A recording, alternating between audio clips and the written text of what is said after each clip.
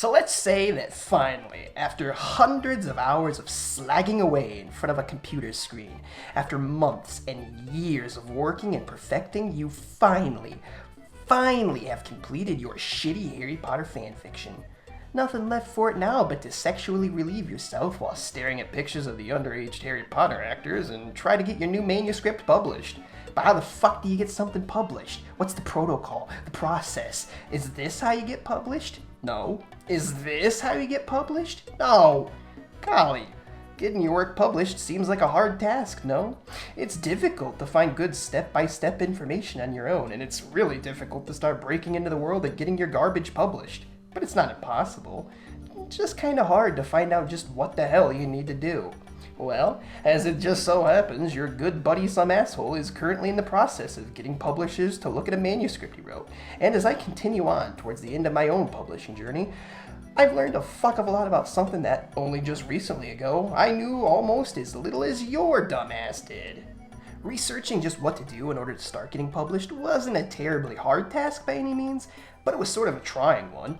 It's hard to get a clear, concise how-to guide on the whole process, and so now I want to pass on not just information on how you can start getting your work looked at by potential publishers, but also some inside information on the different routes you can take with it, and my own personal tips and advice that I've picked up for myself while on my own path. Maybe you're someone who has written a book, or maybe you're thinking about trying it, or maybe you just want a stupid video to turn your brain off and listen to. Either way, Some Asshole has got you covered. Now, there's a bit of different information I'll be covering, so this isn't actually going to be contained in a single video. Instead, I'm going to do a short series of, 3, maybe 4 videos, depending on how much shit I need to compound upon your sorry ass. I'll go through the steps of getting your work submitted to publishers, how to prepare your books for the eyes of publishers, advice on how you should go about it, and ultimately what you shouldn't do and how to protect yourself from some of the dangers of publishing. This video is both the first part of the series as well as kind of an introduction to the series as a whole. I'll touch down as best I can on all the information the whole series will cover while I talk about the subject of the first video itself. And keep in mind that while I've learned a lot and I have a lot to teach you, that doesn't exactly mean I know everything, and this isn't some kind of magical lexicon of ultimate knowledge or anything. And some stuff I'll talk about will be purely my own thoughts and opinions, but hopefully your ass will walk away knowing at least a little bit more than it did before watching any of these videos. So, with that, let's answer the question, how the fuck do I get my goddamn book published? Well, first of all, you're going to need one of two things. Something like 90% of new authors are going to start with a completed or mostly completed manuscript, a manuscript being the term for your book prior to it ever being published. A completed manuscript means you have the book written, it's all there, you're pitching the finished book to publishers. The other route is pitching the idea of a novel, which means you haven't really written anything yet and you'll need to create your own pitch. This isn't really something a first-time author is ever going to do unless you're writing something like a science paper or some kind of science or history mathematical book, like pitching the idea of writing a text on the rainfall of South Africa or something in order to get a publisher to fund your trip and research and shit like that. Basically, your ass isn't going to be pitching novel ideas anytime ever, so don't worry about it. You need your manuscript. Ideally, you should just have it fully completed, especially if you're a first-time author, but even completing just a few sample chapters along with a detailed plot synopsis and pitch is all you need to begin trying to get your novel out there. Your best bet as a first-time writer, from what I've read and experienced myself, is to just get a full manuscript written. It's hard to trust a first-time writer to pull through with completing an entire book, even if they have a few solid sample chapters already written and have an intricate and foolproof synopsis outlined. If you want to try pitching your proof of concept for a full manuscript, go ahead, but good luck. Asshole. Tip number 1. The standard word length of a novel is between 80,000 and 100,000 words. Anything less than 80,000 is going to be considered simply too short, and anything above 100,000 is just going to be too expensive to produce, on the merit of a first-time author especially.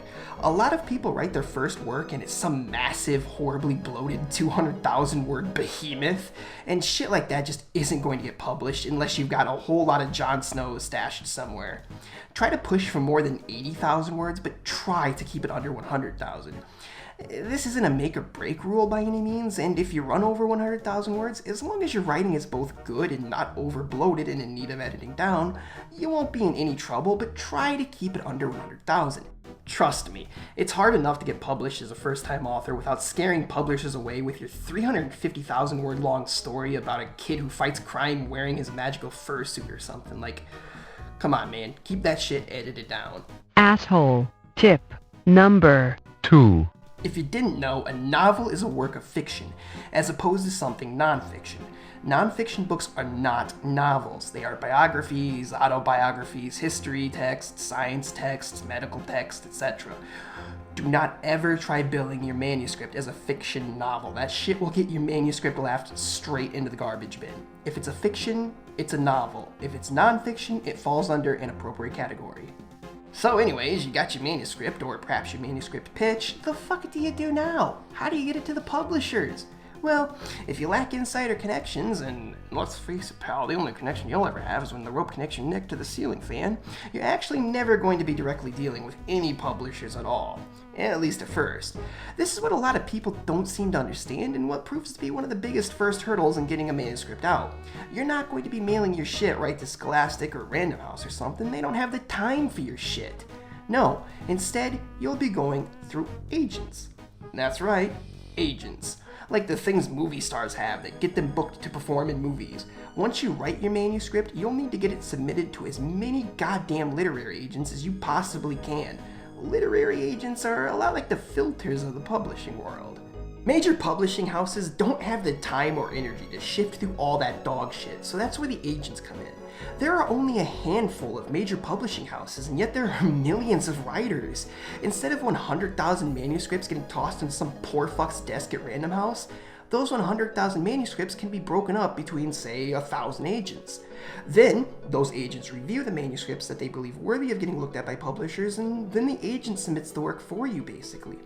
Agents are sort of the quality control that the publishers use. This middleman stuff might seem annoying at first, especially when it comes time to pay the agent 15% of your profits, but think about it. If you were submitting directly to the publisher along with everyone else who was trying to get published, your shit would never even get looked at, let alone actually produced into a book. Finding an agent to represent you is better for not just the publishers, but for you as well. Working with agents means your shit gets seen quicker, and your good manuscript can be plucked out of the sea of endless shitty ones. While I've heard it's possible to get your shit on the desks of actual publishing houses, I don't think it's very possible without actual real-life connections. Like, I don't know, maybe you go to some big fancy dinner party and you find someone who works at a big publishing house and you schmooze it up with them until you can get them to look at, directly look at your manuscript. Case in point, you're going to need to find an agent, and we'll talk more on that in the next video. But until then, you'll also want to be aware of some of the different types of publishing, because there are different types, I'm going to say right here and now, you should never ever bother with any of them aside from traditional, and future videos will explain why, but I'll outline them quick anyways. First, you have traditional publishing. This is what you think of when you think published. You get your book to a publisher, they buy your story, they pay your fat ass a big advance, and then your book goes on to be a national bestseller, and you get a $20 million movie deal that funds your retirement in a tropical paradise where you live the rest of your days sipping coconut cocktails and fucking Taiwanese dick girls. Second, you have self-publishing. This is basically where you pay a publishing company to print the book out for you. The exact deals will vary. Sometimes you pay for publishing, but other than that, they actually publish you and you get royalty deals and they market you and all that. But usually it's just you pay them and they print off some books for you. A lot of new-time authors do this, usually because they think that this is how publishing is done, either because they're undereducated on the process or because a scummy self-publishing company outright lies to them and says the only way to get published is to pay for it, which is not true.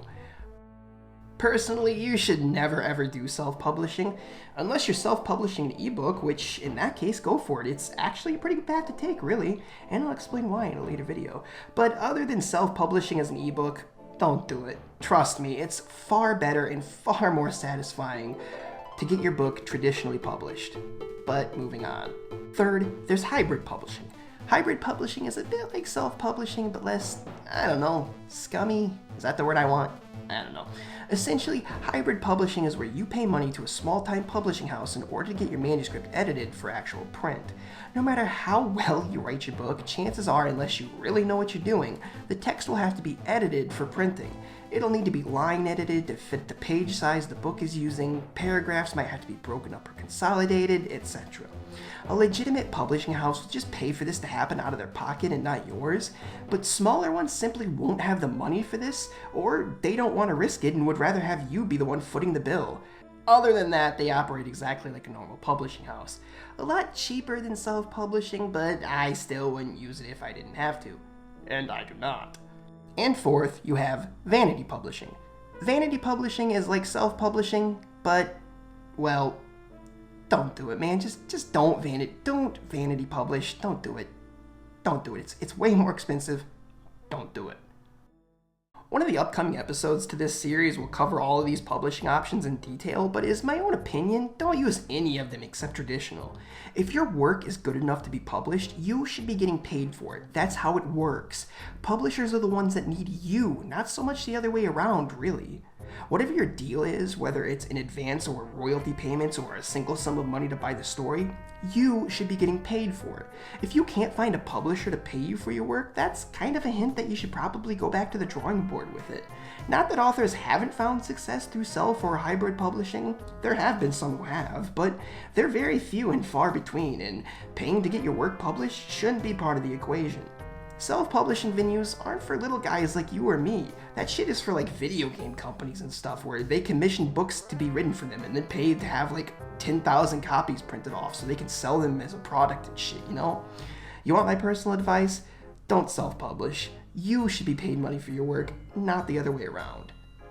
As you begin submitting to agents, you're going to notice you'll be contacted every so often by some shady self-publishing companies, almost always claiming that you submitted a pitch to them first and they're just following you up on your submission. The best among these will just be crappy, struggling to start up hybrid or self-publishing companies, and the worst among them will be outright scam artists. No matter how good you fancy yourself to be at writing, trust me, as a first-time author, no one credible is going to be contacting you first. I was hassled by a few different companies like this, and I'll tell you more about them in another video, but here's my advice. If they're calling you before you call them, don't bother and don't waste your time. Asshole. Tip number 3. As you submit to agents, keep a written list of everyone you've submitted to.